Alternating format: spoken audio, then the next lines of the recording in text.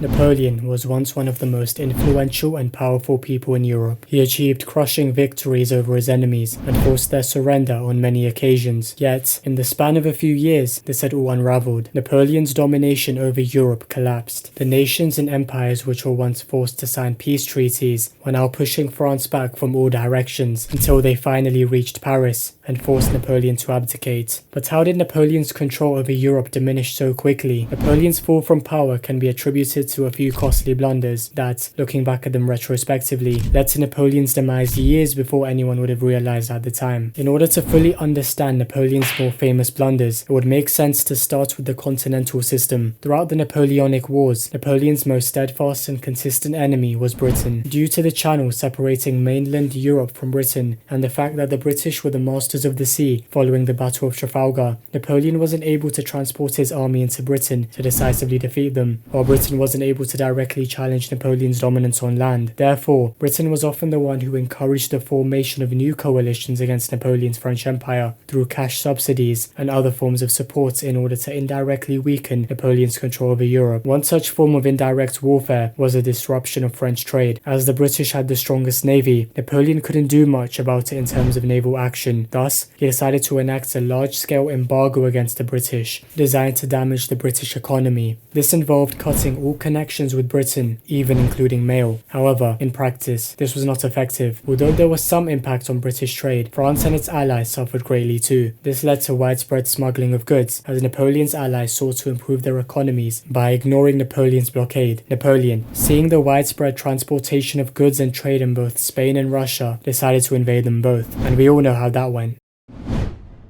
On the pretext of invading and occupying Portugal for siding with Britain, Napoleon decided to further his control by also occupying Spain in 1808. Few would have realized at the time, but looking back, this could be seen as Napoleon's second big blunder. Although Napoleon, and perhaps even much of Europe, may have believed Spain wouldn't put up much of a fight against the French forces occupying their towns and cities, what started as a regime change turned into a brutal guerrilla war which tied down much of Napoleon's resources, stretching and testing his empire like never before. From 1808 to 1813, the Peninsular War, as it would become known, tied down over 150,000, sometimes even more than 200,000 French troops as they tried to quell the Spanish resistance. Adding to their troubles, the British also made significant advancements against the French under the command of Arthur Wellesley, the soon-to-be Duke of Wellington. Therefore, not only did the French have to contend with fierce Spanish guerrilla resistance, but also with a trained army that proved itself to be highly capable of rivaling French forces on land. This put immense strain on Napoleon's empire, as cracks were starting to form within it, with the French forces stuck trying to win a hopeless war. It didn't help when Napoleon often took some of his most skilled troops away from Spain in order to fight in his campaigns in Central Europe and Russia, consequently overstretching them even more, and slimming the chances of a French victory there. Thus, Napoleon's invasion of Spain is considered one of the main turning points for Napoleon's empire, and a war that could have been entirely avoided.